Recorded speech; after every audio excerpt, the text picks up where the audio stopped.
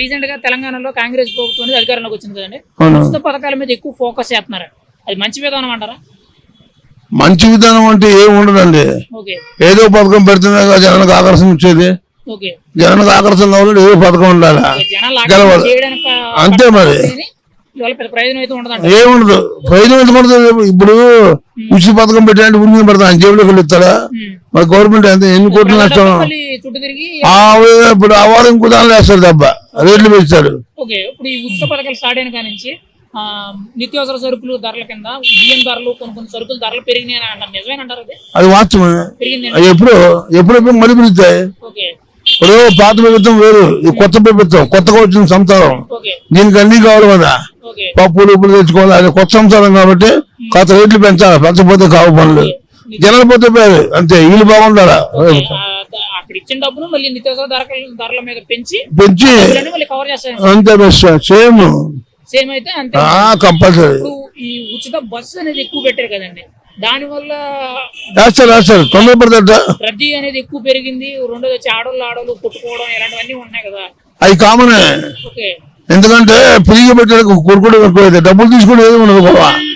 కావాలంటే వాళ్ళు ఓట్ల కోసం దానికోసం గెలవడం కోసం పెట్టారు అనుకో, రేపొద్దున ఇప్పుడు బస్సులు ఫ్రీ పెట్టాలంటే రేపొద్దున ఇంకో దాళ్ళు వేస్తారు తప్ప ఇంకో ఐటమ్స్ పెంచుతారు. ఇప్పుడు ఈ ఉచిత పథకాలు అన్ని ఉచిత పథకాల మీద ఫోకస్ చేస్తున్నాను. ఇప్పుడు ఉచిత బస్సు అని పెట్టారు, ఉచిత స్కూటీలు అని చెప్పి ఆడవాళ్ళకి పంచుతామన్నారు, 2500 రూపాయలు ఆడవాళ్ళకి అకౌంట్లో వేస్తామంటున్నారు.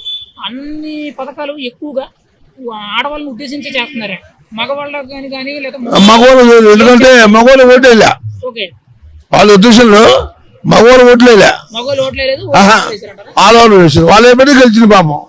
ఇది వాస్తవం అంతే కదా, మనం లెక్కేసుకున్నాం. ఎంత కడుపు పడుతుందో తెలుసు మాకు. మేమేమో డబ్బులు ఇచ్చి ఉంచోవాలా, బస్సులు డబ్బులు ఇచ్చి బస్సులు ఉంచోవాలా. వాళ్ళు ఫ్రీగా వచ్చిన బస్సులో కూర్చొని కాలనీ కాలేసుకొని వస్తారా? చాలా మంది కూడా జనాలు రద్దీ పెరిగి టికెట్ కొనుక్కొని వెళ్ళే వాళ్ళు కూడా కనీసం నుంచోడానికి కూడా సరిగ్గా ప్లేస్ దొరకట్లేదు. ఫ్రీ కదా.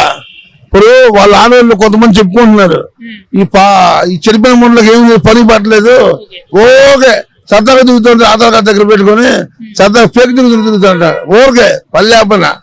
ఇక్కడ నుంచి ఎల్బీనగర్ పోవడం, ఎల్బీ నుంచి రావడం, ఏంటి మియాపూర్ పోవడం, మియాపూర్ నుంచి రావడం, బస్సు ఫ్రీ కదా.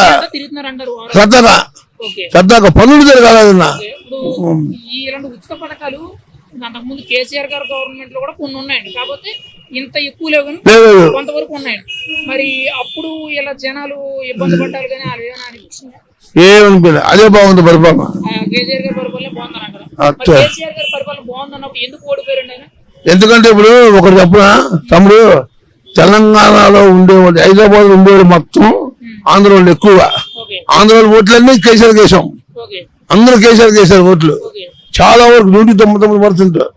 పక్క తెలంగాణ వాళ్ళు అంతా లేదు, కాంగ్రెస్ కేసారు. కాంగ్రెస్ చేశారు. మార్పు రావాలని, మార్పు చేశారు. ఏం చేశాడు? డబ్బు ఉన్న చేశాడు, అందరికి కాదు, డబ్బు ఉన్న వాళ్ళకే చేశాడు. న్యాయం చేశాడు, డబ్బు ఉన్న వాళ్ళకి బాగా చేశాడు.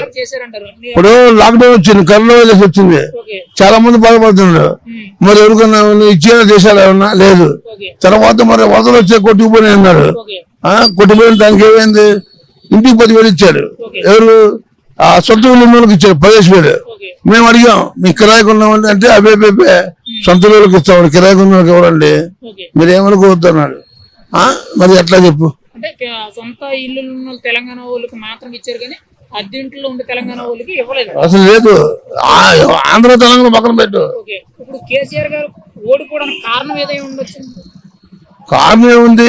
జనం మార్పు చేసుకోవాలనుకున్నారు, చూద్దాం అనుకున్నారు, చూశారు. 2 సార్లు వేశారు ఓట్లు, మళ్ళీ 3 సార్లు అయితే మళ్ళీ కష్టమైతేగా, చాలా ఇబ్బంది అయితే అనుకున్నారు. అనుకుని మార్పు చేద్దాం చేశారు, అంతే. ఇప్పుడు ఏమైందంటే రేపొద్దు నేను రేవంత్ రెడ్డి పరిపాలన బాగా చేశాను అనుకో, మళ్ళీ ఈయన ఉంటారు ప్రభుత్వంలో, అవకాశం ఇస్తారు. లేదంటే మళ్ళీ ఈసారి మధ్య ఎన్నికలు పెడతారు, మళ్ళీ కేసీఆర్ నువ్వు రావాలి అంటారు, అంతే. అంతకన్నా ఏం లేదు. ఇప్పుడు ఏం లేదు, ఏ రేవంత్ రెడ్డి కష్టపడి పైకి వచ్చాడు, దానిలో ఓకే, నో ప్రాబ్లం, దానిలో ఏం లేదు, భయం లేదు. పైకి వచ్చాడు, తెలుసు అన్ని కష్టంతో కొన్ని తెలుసు, ఎవరికి ఏం చేయాలో చేస్తారు నమ్మకం మాకు ఉంది. వచ్చాడు బాగుంటుంది అనుకుంటున్నాం, మేము బ్రహ్మాండంగా చేస్తారు.